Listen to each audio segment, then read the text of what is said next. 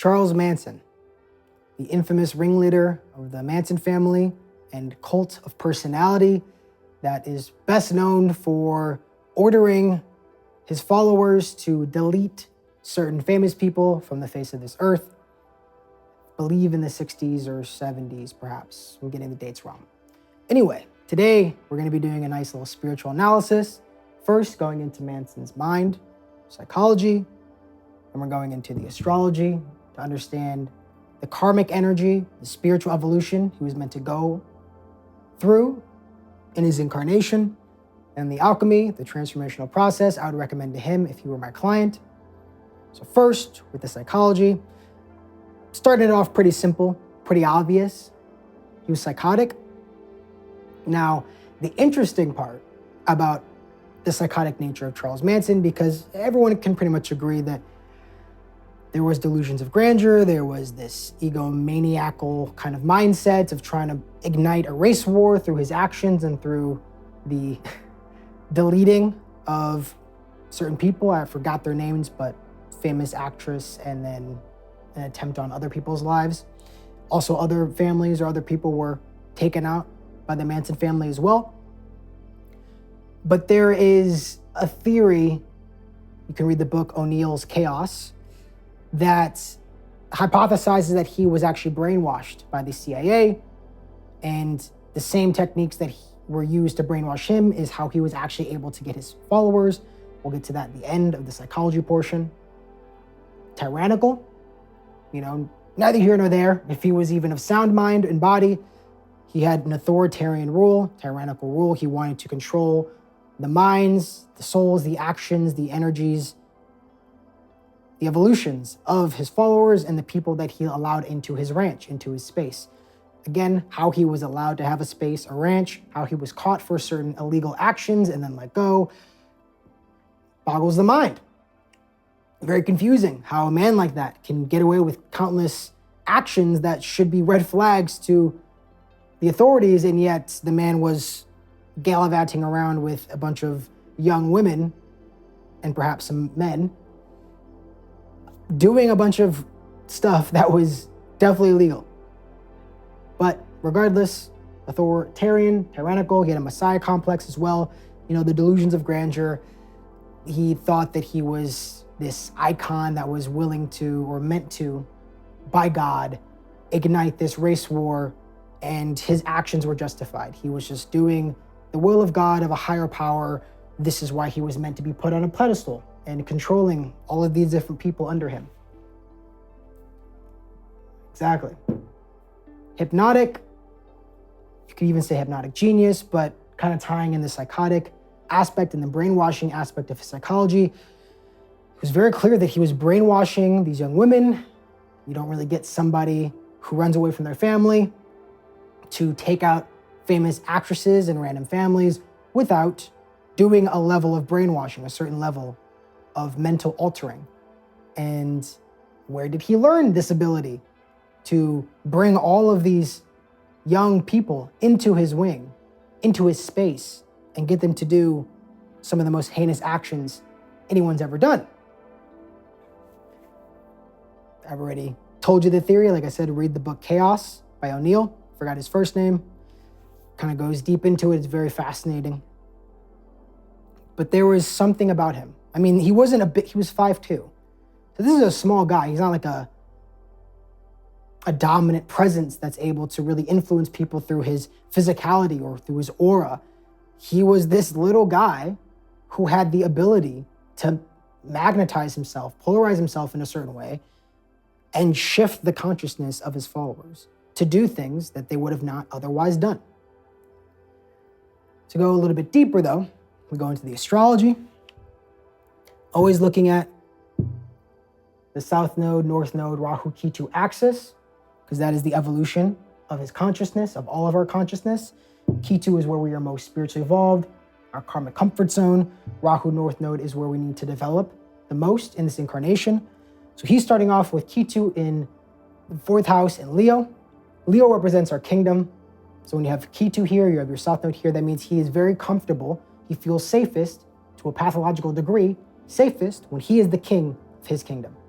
And the fourth house rules the mother and family and emotions. So he needs to feel like he always has his emotions in control. He's always at the center, Leo. He's the male dominant alpha lion. And he is in control, that authoritarian energy. That's how he feels safe. That's what he has developed over many lifetimes in the past.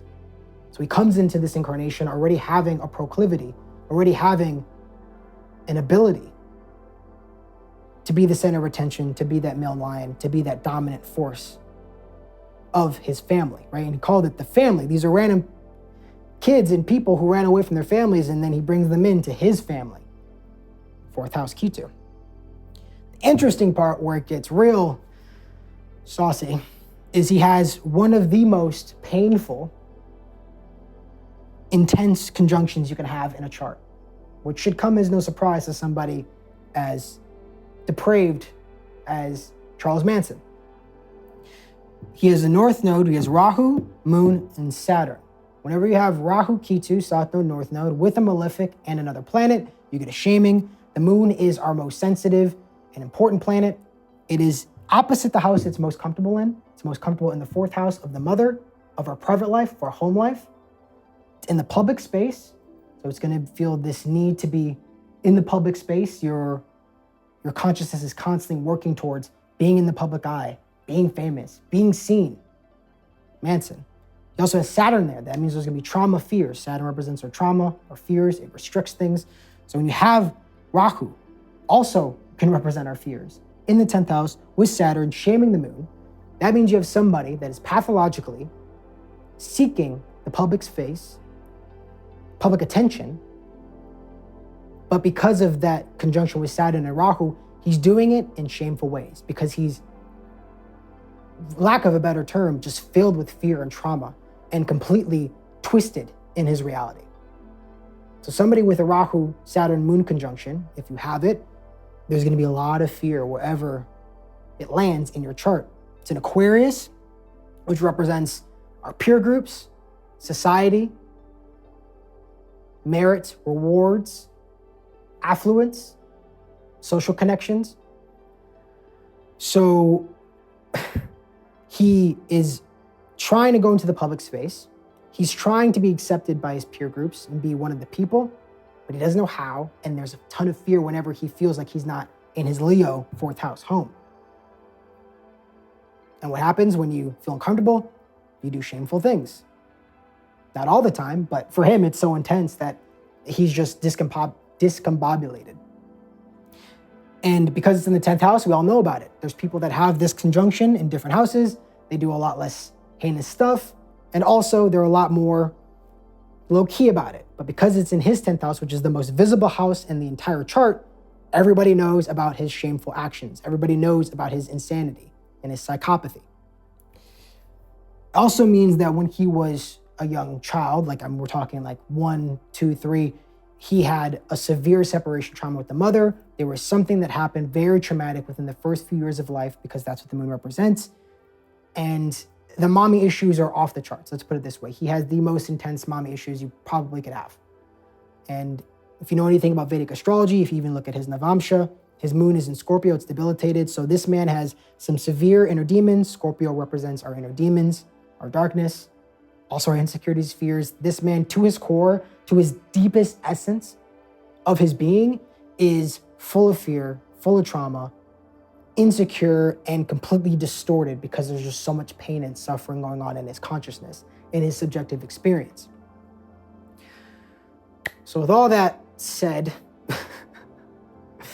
what would I recommend to Charles Manson, or what would I have recommended to Charles Manson if I were to have visited his ranch and he had asked me for my services to help him transform into the best version of himself? Well, first I would say deep shadow work. This could involve plant medicines, but I would have to assess how far gone he is. When you're dealing with somebody who also, he was essentially brainwashed most likely through LSD already. So that seems pretty much just adding fuel to the flame. So just a lot of deep inner work, guided meditations, maybe even some hypnosis, whatever he really needs, but it's more of just kind of talking him through certain things and working with the different parts of himself that are rooted in that trauma, in that shame, in that insecurity and fear. first, deep shadow work, it's facing that severe fear that might be even rooted in a past life. I wouldn't be surprised about how intense this chart is. It's absurdly intense. Shamanic Olympia, because I have a theory that this trauma, these fears are rooted in a past life, that means that there are entities, energies that have carried over from past incarnations. Shamanic Olympia is essentially an energetic cleaning. You can clean off the negative energy that is still attached to you, that no longer serves you and should no longer be resonating in this incarnation because you are meant to evolve and elevate. It's like a shamanic shower. And if you have any entities or soul contracts that you've made in the past life that are carrying over into this incarnation, a shaman can help you. He needs one. I've had a friend do it. She got rid of her demons, entities that were attached to her, and she feels a lot better. She stopped having nightmares, night terrors, actually. So we do that for him because he needs all the help he can get. Rebirthing, which is a breath work. So it is kind of like a psychedelic experience, but it's natural using the breath. I think he's done enough substances, so try to keep it holistic. Doing rebirthing breathing, there's something that happened really, really early on. So if he's doing that holotropic rebirthing breathing, kind of re-experiencing his birth, but also re-experiencing that really, really young version of himself, that infantile version of himself through this breathwork exercise, he can re-experience what he needs to re-experience, come in with that new perspective, and transform. Finally, group therapy. He created a community because he wants to be part of a community. That's worth the Aquarius, but it was twisted and shameful in their actions and the way they maneuver things. He needs to be part of a group. He needs to be seen and heard by others, but in a healthy way. Now, this all kind of depends on how far along I would have caught him. I mean, if I caught him after he was brainwashed with the MK Ultra stuff, I mean, you can't refry a steak. So if he's fried, he's fried. But just understanding that beforehand, before his brain was completely turned into mush, you want to do these things because he really needed a healthy family, a healthy community, a peer group. But by the time he was in the headlines, most likely was too far gone, and he was in jail for a long time, just cooked. So anyway, hopefully that was interesting for you. Would love to hear your thoughts, comments down below. I love always replying to you guys and talking to you guys. So appreciate your time. Thank you.